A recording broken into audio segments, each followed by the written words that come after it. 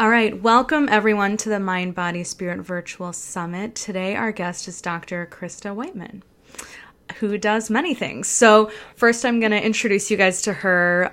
Today we'll mostly be talking about natural movement, but I'm sure we'll get into some other things too. So Dr. Christa Whiteman is a chiropractor, kinesiologist, and functional medicine practitioner in New York's Hudson Valley. She also serves as the operations director for MoveNat, working to bring MoveNat's progressive real-world physical education system to the rehabilitative and healthcare space.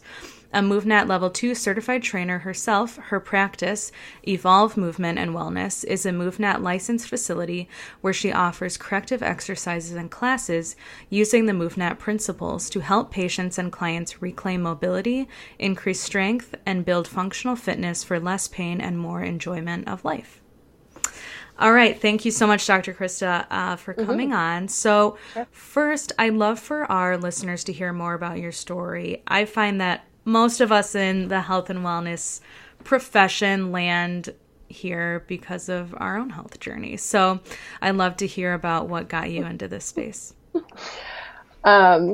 It actually started with an abortive attempt at becoming an ethnobotanist.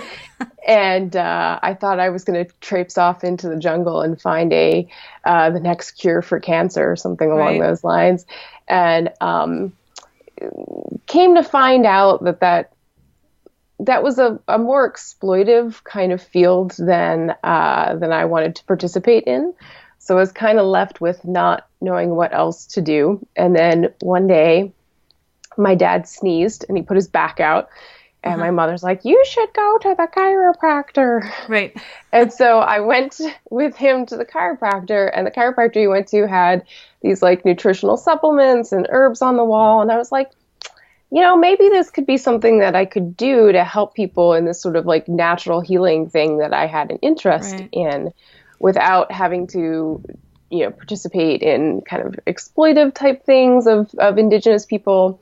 And also in helping people in like a very real way right now, like instead of spending years and years maybe working on developing one medicine. Right. So I went off to chiropractic school right away, and along the way discovered that I just really love how bodies work, both from a kinesiology perspective as well as a physiology perspective. And I guess that's why I can't focus on just doing one or both. I have to kind of do it all. I like treating people as whole people and not just little bits and pieces of body parts. Totally. So awesome. That's the long story. Right. Totally. So I know a big part of what you do is with functional medicine in your practice. And you had that history with like botany and supplements and being interested in that world. How did you get into MoveNat? So along the way, I discovered early on, the work of Katie Bowman, who is like probably my nerd crush of all time. I love her stuff. It's so me too. I'm such a fangirl of Katie. And it was really eminently useful for what I was doing with people in the chiropractic space.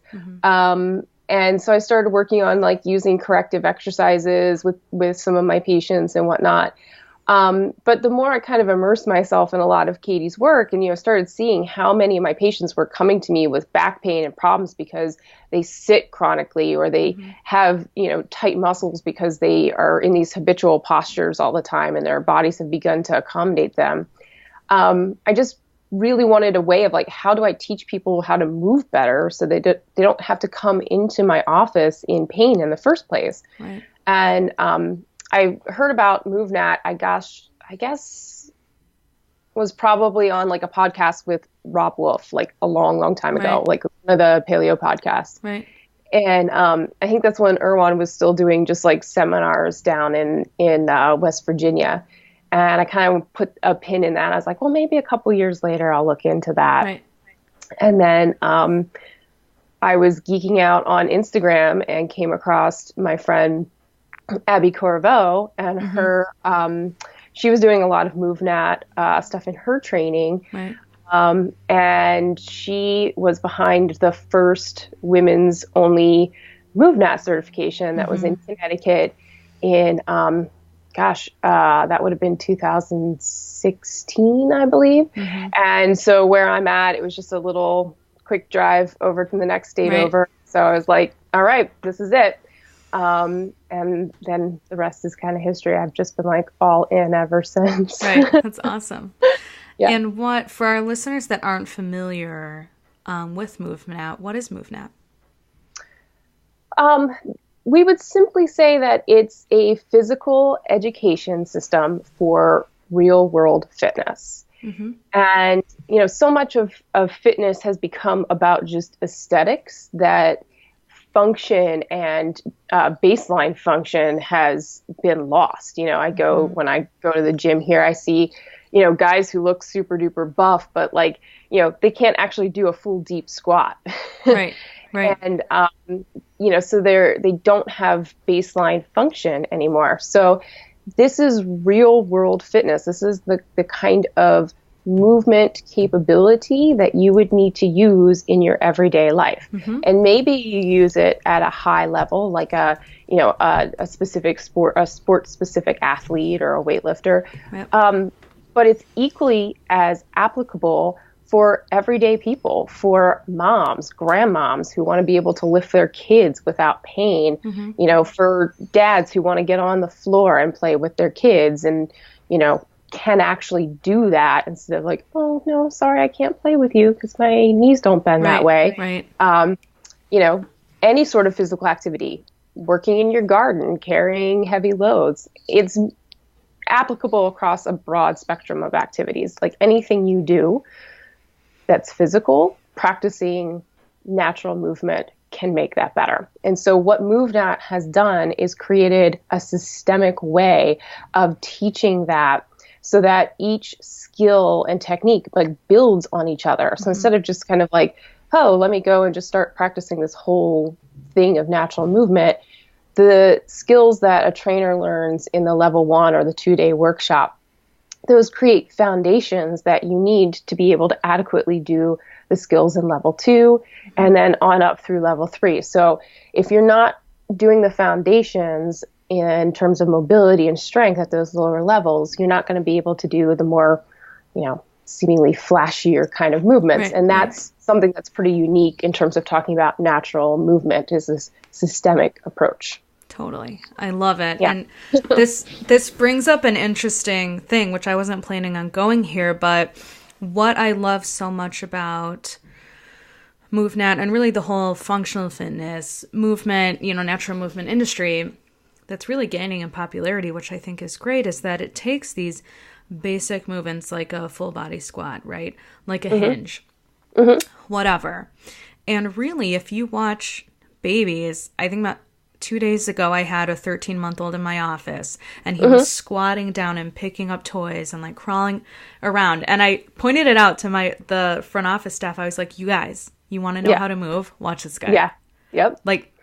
Perfect. Right. And so it's we're born with this, and somewhere along the line, we lose it. Right. Because we don't use it. And what I've thought of with you guys is what really needs to happen is this stuff needs to be in the schools in physical education, right? Yes. We are actually working on a program right now. We're kind of beta testing a program of doing a scholarship program for physical education teachers to come and do the level 1 certification so that they can go and do this in schools. I love that. Yeah. So, in fact, actually it gained a lot of press back at the end of the year. Our founder, Erwan LaCour, actually kind of put that out to Twitter that he wants to make that the mission, or a mission is to educate physical education teachers so that they can bring this to the schools. So we're working on the details of all of that idea. How do we make sure that administrators are amenable to implementing it in the curriculum and all that kind of jazz? And then how do we support the teachers in implementing it with their students? But that's totally where we want to go with this. That's one of the places we want to go. Well, because that's so much with where it starts, right? Then you're not having to fix people in their 50s.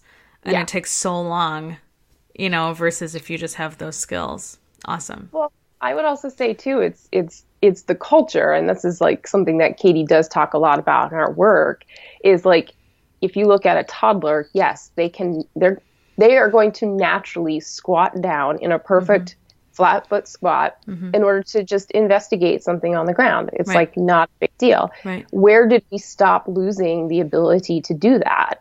I think a lot of it stops when we go to school and now we're forced to spend hours a day sitting in a chair with our hips and our knees at the same angle for hours a day. And then we just continue, we habituate to that posture and then just continue it all the way through adulthood, in work, driving, you know, et cetera. And so we need it in the schools, but we also need a change across culture where movement is just more an accepted part of our culture than what it is right now. Well, and that also begs the question, like you're saying, in the schools. So then, great, they bring in this new program, but then should we take out all the chairs and all the kids are standing? And you know what I mean? If they go right back into their class and sit down, like, I mean, they learn something, but it's the whole thing. It's starting to happen, though. You're starting to see these where they have like fidget desks now, or that they're finding work really well for kids who have like ADD or ADHD. Like, they need to move, and just like making their bodies more stationary is not, you know, trying to cram a bunch of things into their brain is not working for them. They need more physical education time. Basically, they find that those kids with ADD or ADHD, they do better in on their testing scores if they have even 20 minutes extra of physical education time a day. Totally. You know? So like, that's an easy thing in order to make test scores better. It's just like kids play more. Right. Like, it's not, we need to learn more and do more practice tests. Right. It's like, get them outside. Yeah. Or math. Yeah, totally. Yeah. Okay. So why, we already kind of touched on this a little bit with the other questions, but why is it so important for not just kids, but adults, anyone, to move naturally and like vary their movement up? Well, you need various movements because you need various inputs to the joints, various loading to the tissues. You know, runners, people who do repetitive motion exercises, they tend to get repetitive motion injuries because the joints and the tissues are only ever loaded in one direction.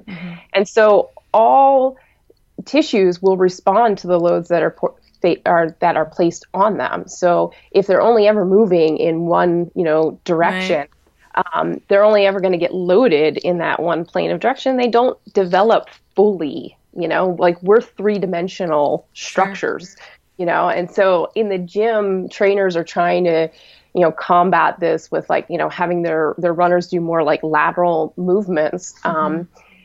But that's kind of like, it's still the same thing, but different. It's just this plane instead of this plane. Right. You know, whereas like something like natural movement, you know, a lot of the people that I teach it to, they get that multi-directional loading kind of thing happen, and they don't even realize it because it's fun. You know, a lot of times they're like, I haven't done this since I was a kid, you know, and they just, it's fun. It's play again.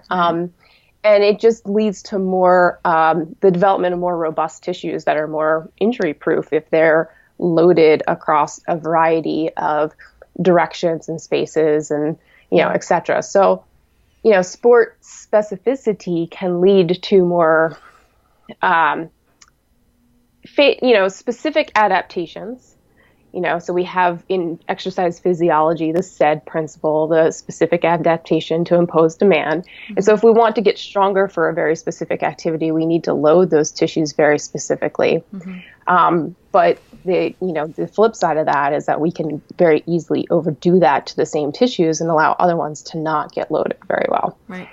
And problems arise. Right. They can arise from that. Yeah. Imbalance. So what is your view, kind of going back to kids, I guess, or even whatever, adult athletes, right? Now,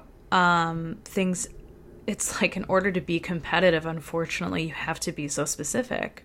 Yeah. Right? If you're looking to get a scholarship or whatever, make the varsity team, blah, blah, what is your view on all of that? And if that's what people choose, like I'm going to be a baseball player, you know, and I've got to do that year round. What can they do to kind of get their way around that? Well, cross training as much as possible. I mean, like cross training, but Right. we like to say within MoveNat that, whatever it is that you like to do, training with MoveNat can make you better Sure. at it. A good friend of ours is Carlos Condit. He's a pro MMA fighter, and he had a bad knee injury at one point in time, and he was coming back from that. And he started working with Erwan Lacour out in New Mexico, who had him using MoveNat as a way of rounding out some of his weak areas in his fitness, while he was also rehabbing his knee. And so, like, one of the things that Carlos struggled with a little bit in a lot of his fights is that he would do these big movements, like big kicks, and kind of like almost throw himself off balance. Right. And so Erwan did a lot of like balance drills with him, really drilling that home, and made his balance better. So if he was going to go for a big high kick, then he could recover his balance a lot better. And so that attention to the foundation ultimately made him better at his sport. So even if we were going to be super specific about a sport, MoveNat is a perfect cross-training modality to help round out wherever you might have weak areas that'll make you better. Right. It's like no matter what your sport, your activity of choice, it'll apply and transition. Exactly. Yeah. Yep. Awesome. Yep. That's what happens when it's natural movement. Right. It's foundational it doesn't to matter. everything. Yeah. Yeah. That's awesome. So do you feel like it's bad is not the right word, but wrong or whatever for people to work out in a traditional gym setting? No. It always depends on the person and like what their goals are. When I'm working with a patient, I'll tell them I'd rather them move in the gym than not move at all. In the context, within MoveNat, we have a saying, train indoors to play outdoors. And indoors can be a good place to train to, if you're learning a new movement and you need the low complexity of an indoor environment. If I'm going to start working on, say, like a skill like forward jumping, okay, it would not be a safe idea for me to just like go out and start trying to practice this forward jump onto, on big high rocks or slippery, tree logs, until I've had enough experience with that movement that my brain can compensate for those different, what we call contextual demands. So if I've practiced that over and over and over again in a situation in the gym that is controlled, I've practiced my landing, my arm swing, then that movement pattern is going to be sort of ingrained. And then my brain can spend the time working on computing the other variables involved. Right. If I'm doing that in an outdoor then setting. You can adapt if like the movement is programmed. Exactly. Yeah. And it depends on the person that you're working with too. Not everybody's ready to go out into the complex environment of the outdoors. And that, that doesn't mean that they can't train MoveNat. We can do those same foundational principles indoors. Right. And bring it and adapt it outside. Right. Totally. And so I want to give these listeners, like, what are a couple of things that people could start doing today, for example, at home or at their gym, to start bringing in natural movement into their life? Well, a couple of my favorite things to recommend to people to get started is, one is to train balance. We don't train balance. We forget that it's a skill that's trainable like anything else. Right. And especially as people are aging, balance and losing your balance leading to falls is actually like a big risk factor for older adults. Yes. And so we can start to sort of delay that process by training balance at a higher level while we're still capable of doing it. So just getting a 2x4 and putting it on your porch and trying to, walk back and forth on it, walk side to side, can you do split squats going down it? Once you've mastered movements like that, you can make it more complex with carrying a weight on your shoulder, chest carrying a weight, doing it again, sideways, backwards, reversing directions. Like you could do a whole routine and spend like an hour and, play a game of like, can I go 30 minutes without stepping off this 2x4? Right. That's super simple, and it costs you like $4 at Lowe's to get a 2x4. That's a kind great of thing. idea. Yeah, I love that because... And balance is important in any skill that you're going to do, any athletic endeavor. So. And then you can also practice falling because that's also a skill.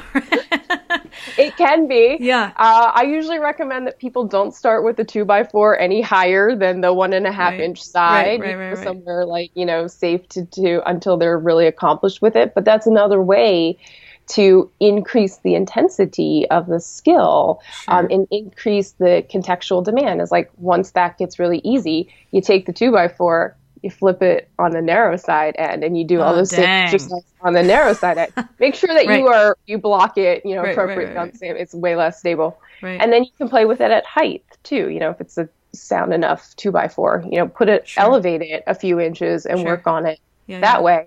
Yeah. I mean, that's a super simple way to get started. Just moving on the ground too. We start all of our certifications, workshops, usually with a ground flow sequence, because so many people are tight and lack mobility in their hips specifically, but hips and knees and ankles. And so we'll start with like sort of a natural development sequence kind of inspired ground flow that takes people from just different kneeling postures, squatting postures, various sitting postures, and working them in kind of a flow through that, coming up to some crawling positions, some rocking positions.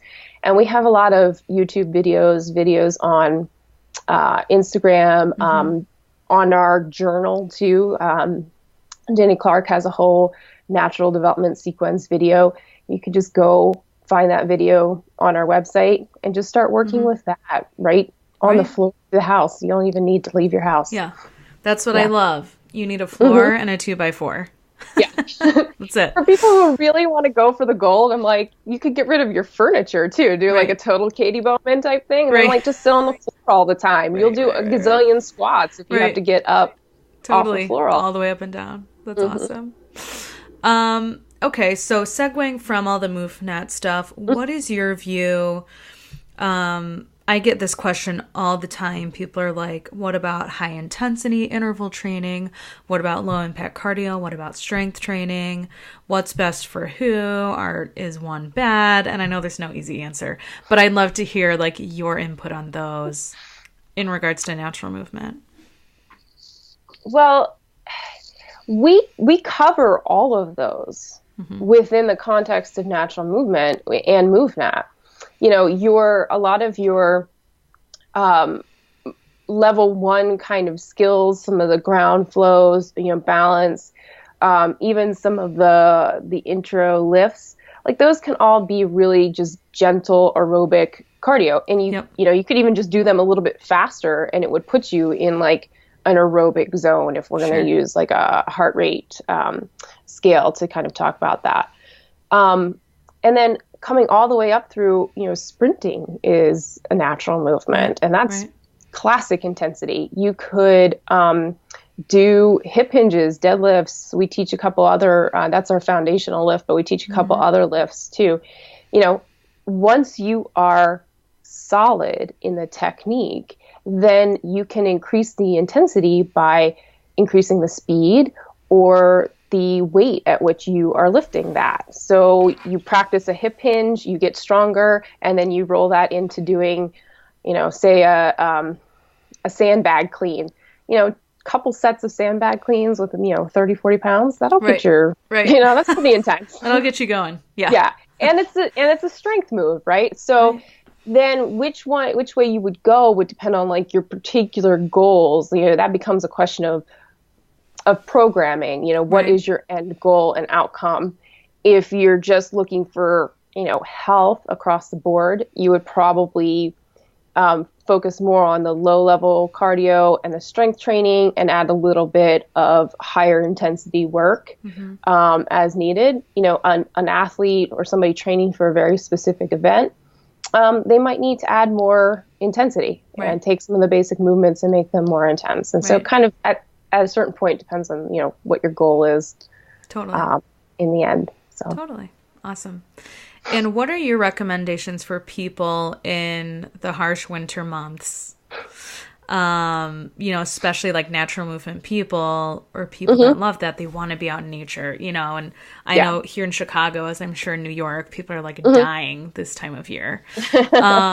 So what's your recommendation? I'm sure you probably recommend that regardless of the season, you get outdoors and enjoy it. Well, it's I would tell people it's way more mental than it actually is physical. Yeah. Like if you have the right clothing, and we live at a time when we have the highest tech clothes possible, like you can find plenty of things that'll, wick, but keep you warm even when it's cold or if it gets wet. So any, synthetic type fibers will do that really well. And now we have all these things that you can still move and stretch, Right. thicker yoga pants, fleece pants, and stuff like that.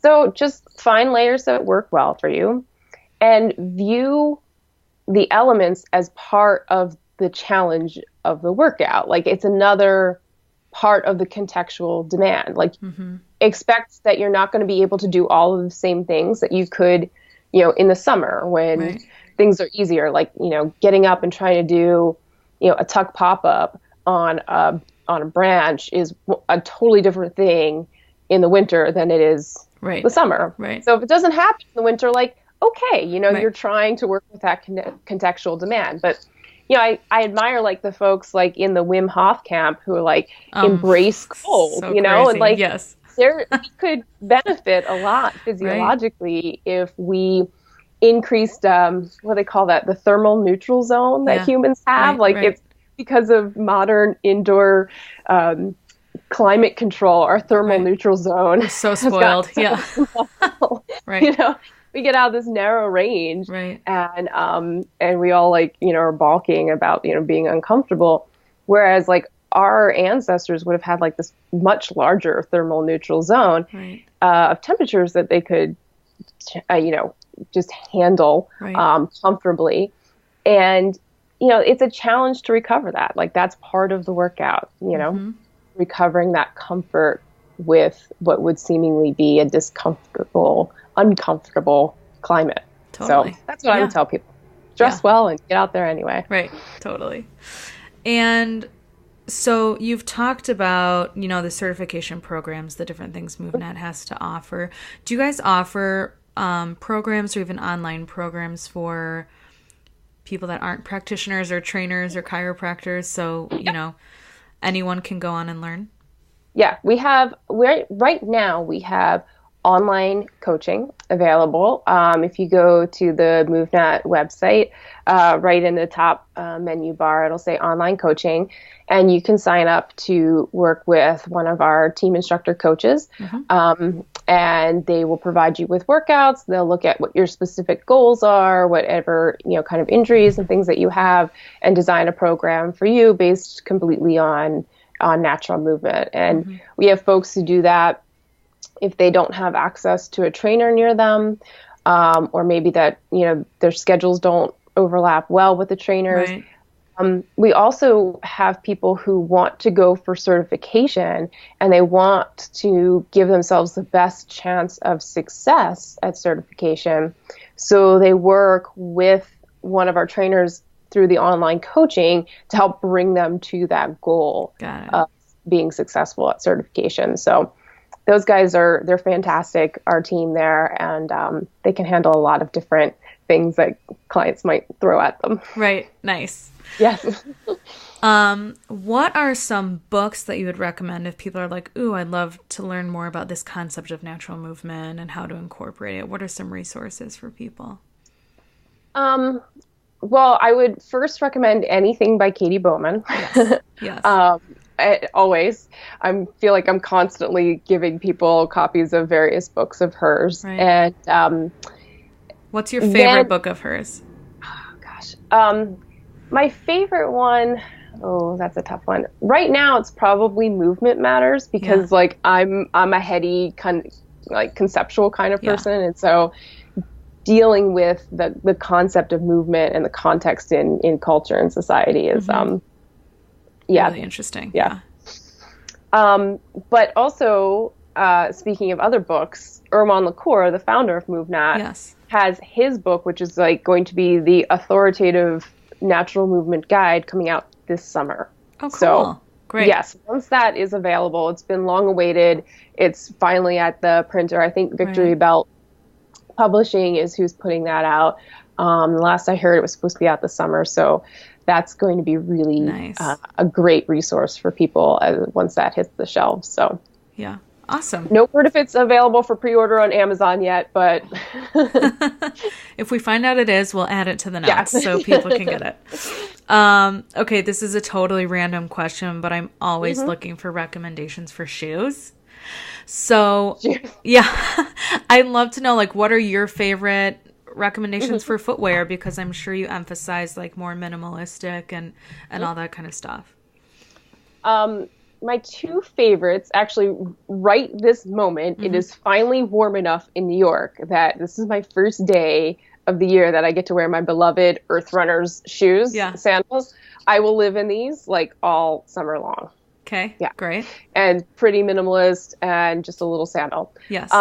When I'm in the office, I generally have a couple pairs of Soft Star shoes that I have around. The ballerines and the Mary Janes, I love those, and they're cute, and they are very office appropriate. Right. And then they're very soft and flexible. In terms of like winter shoes, I have the Vivo Tracker, which is like a hiking boot style, but has the minimalist sole with the zero kind of drop. And I have a pair of Minnetonka moccasins that I will sometimes like boot top moccasins that I'll wear in the winter, although they're not the greatest when there's actually snow around. So sure, those are the ones that I have the most personal experience with and love. Right. Awesome.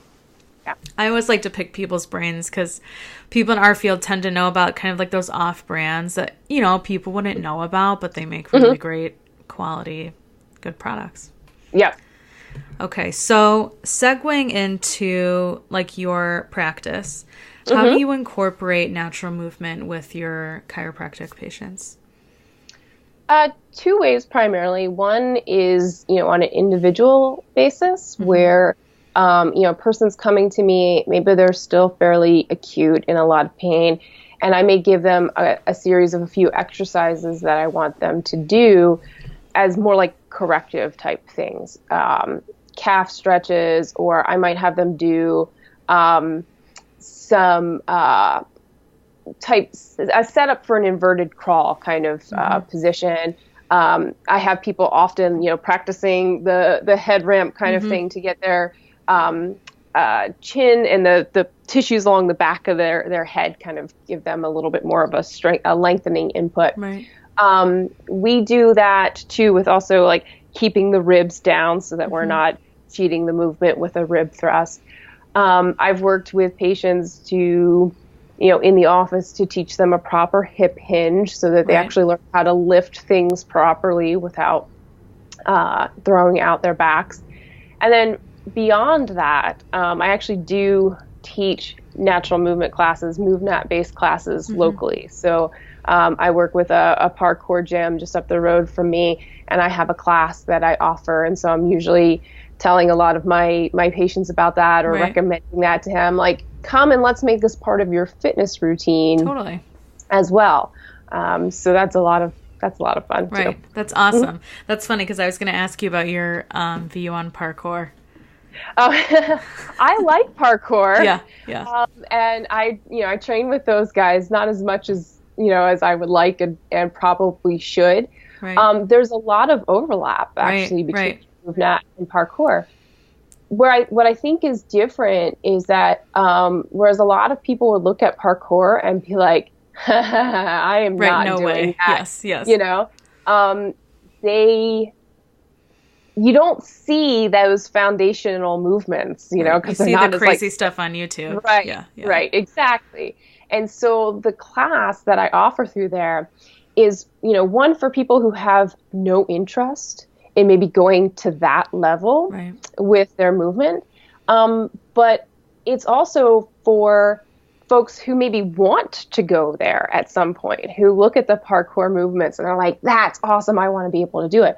Right. But are so deconditioned or have injuries or things along those lines that they're not ready to move that way yet. They need to take sort of the first foundational step and learn some of those basics of movement before they get into doing, that level of stuff. So sometimes the people who come to my class are folks like patients of mine who are doing this to like keep their own fitness up. Sometimes they're folks who, come to the parkour gym and they're like, I want to be able to do that one day, but I'm not ready for it yet. What can I do in the meantime? And they end up kind of in my class working on those foundations until they're ready to kind of graduate almost up to the parkour stuff.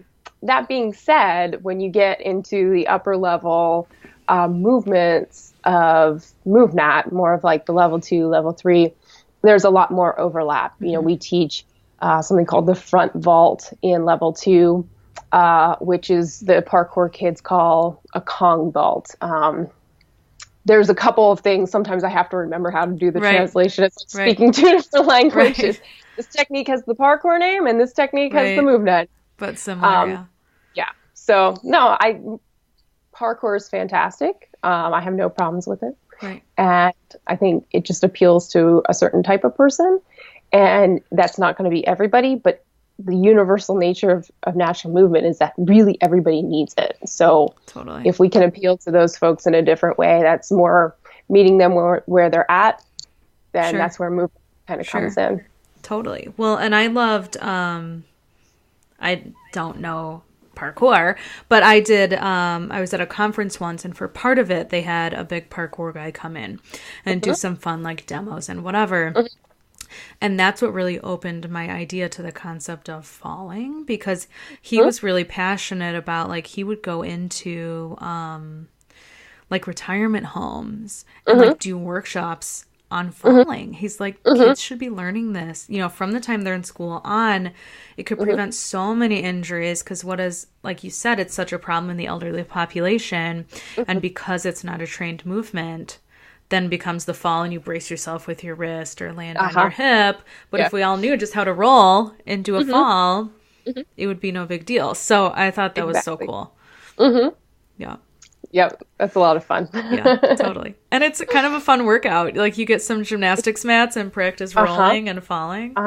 And it's not easy. It might look easy. It takes there's a mental, yes. There's definitely a mental hurdle to overcome with that too. Cause like everything, especially when you're an adult, like everything in your brain is saying like, don't do that. Yes. And that's a really interesting skill to try and have to break down when I start teaching forward rolls for people. Is like, I really have to start like with them on the ground doing a very basic roll and like work work slowly up to, doing it from a standing level. Well, and I found from the different sides, like, it's very easy for me to roll one way, and the other was like, I like come up facing, a different direction. So it's very cool, and something I think everybody else, but I think it's something that people don't think about, literally, unless they did like gymnastics growing up. When would you ever do that? So, well, that's what's everyone funny. Try out, Neil, and try and roll both ways. And let us know how it goes. And then what's funny, too, is when you do it unexpectedly. Like, you'll practice it very consciously, and then you won't realize it. And then, like, suddenly something you'll go to do something completely different, and it won't go off as planned. And then suddenly that movement pattern will just, like, show up, and you'll roll right out of it. And that's when it comes, like, super cool. I actually had that happen with a client in my class just a few weeks ago, where we had been working on rolls. And then we were doing something completely unrelated, and it, she had to kind of like bail out of it, and then went like right into this forward roll and kind of popped back up again. And she just kind of looked at me like, where did that come from? And it was like, well, that's why we practiced this. That was that skill in context. There you go. Totally. That's awesome. Well, and then that just, it brings it all together to me, because that gets me back to, like, it's really kind of silly how we've come to these model in gyms and stuff. Like, what does a bicep curl ever do for you? Like, when does that come into real life? Like, wow, I'm so glad I've done that over and over. Right. It's important at the beach. Right. Totally. Like, it's just funny. It's a totally new perspective. And that's part of why I really wanted to have someone from MoveNat on this summit, because it's so eye-opening, and we kind of get boxed into this world where, like, everyone knows about natural movement. What are you talking about? And people don't. So it's great. I think that's probably one of the most enigmatic questions right now is like, what is MoveNat? You know, so many people are like, what is this thing? And why would I do this? And sometimes explaining it, like we actually, when we work with folks in the certifications, we challenge them, you know, to come up with their own answer of what is MoveNat. If they're going to be a trainer, like, you know, how would you explain it to somebody? Not just give them, you know, what we say it is, but how would you explain it to them? And it's interesting watching some of them try and come up with that. Right. A definition. Yeah, totally. Okay. So to finish up, we're going to finish with like some fun, kind of more personal questions. Okay. So, what books are you reading right now? Right now I am reading, Rob Wolf's book, Wired to Eat. And I'm also reading a book, I can't remember the author's name off the top of my head. John Sussman, I think is what it is. It's called Affluence Without Abundance. And it's a look at the San Bushmen of the Kalahari Desert and how they have developed this way of living in a really sparse environment that is actually really abundant for them. And so how they've learned to almost like live outside of time, or at least our version, our concept of time, that they trust the environment to just provide what they need. Like they don't, you know, the white Europeans come down and set up these cattle farms, ranches and farms, and they try and get the San to work for them. And the San will for like a time, but then like when it's the rainy season, when all the wild foods are abundant, they're just like, we're out, you know? They literally walk away from their work and just go and gather wild foods. They're like, I don't need this. I have everything I need out there, and I don't have to put up with this, you know, this overlord, who's being mean to me. And so so then at some point, the whites thought like, oh, so we'll pay them more, so they'll actually stick around, and it completely backfired on them, and they're like, because we don't care. They're like, oh, great, we're making more money in less time. Bye, you know, like, we don't need that much, So it's just a really fascinating look into how they view life. And you know, so many of us today are like super stressed because of our modern culture and like how hard we have to work to provide for our basic needs. And like, you know, I sit with patients who've got like HPA axis dysfunction. They've got all these symptoms of like overstress and sympathetic overdrive. And I'm talking to them a little bit about like, we can do this, this, and this to support you on a biochemical level. But like at a certain point, we need to talk about your lifestyle and your relationship with stress. And a lot of them feel so like locked into it. Like, well, what can I do about it? And the conversation comes up about like, you know, our hunter-gatherer ancestors would have been able to provide all of that they needed, clothing, food, shelter, in about 20 hours worth of work a week. And that's the kind of situation, the context that our physiology like developed and evolved in. And so to have people who are like working 40 to 60 hours a week to make ends meet, I'm kind of like, of course you're going to have these physical problems and symptoms. This is not how humans are designed to live ultimately. So this book kind of like illustrates that like there are some people in this modern world who still live that way. And that just gives me a little bit of hope. So wow, that's amazing. Awesome. And what advice would you give your younger self? I laughed when I read this question too. I think probably the best advice I could give my younger self is just do you, you know, like there's always somebody who's going to be better than you at something, is smarter, is prettier, is whatever more than you. And we just got to remember that we're all unique and all have something special to offer, even if it's not the best of whatever that is. Right. And, just be authentic to ourselves and be caring and genuine to other people. And I think if you're that kind of person and you just keep putting that out there and you be authentic, everything's going to work out. Totally. One way or another. Totally. And I've asked every person this so far, what is your morning routine? My morning routine, I get up and I like to read for about an hour. Like, I like being quiet and kind of slow into my day. So I either read one of those books or read some herbal type stuff, and then have my coffee. And my husband knows that I need my human juice before I'm ready to really interact. Totally. I'm unfortunately a caffeine addict, so I have my bulletproof coffee. So it's got my MCT oil and butter and collagen peptides in it, and then once I get through that, then I'm kind of like ready to meet the day. If it's nice out, I like to go for a walk, or otherwise after that I'm ready to go off to work. Right. Awesome. And what's next for you? What's next for me personally? I'm getting a little bit more into this like herbalism kind of thing, especially as it, looks at my, in terms of my functional medicine practice. I've been for years using various like supplements and formulas that other people have put together or, companies have put together. And a lot of times there's natural products in them, herbs and whatnot. And, I would use, a formulation, and it would work really well for a bunch of people. And then there would be inevitably those folks who it didn't work as well for and didn't quite know why. And then when I started learning a little bit more about herbalism, just because our Western perspective is like, this herb is good for this, like we tend to treat it as like match, tab A to slot B kind of type thing. And, really herbalism is practice where like different herbs have different like energies to them as well too.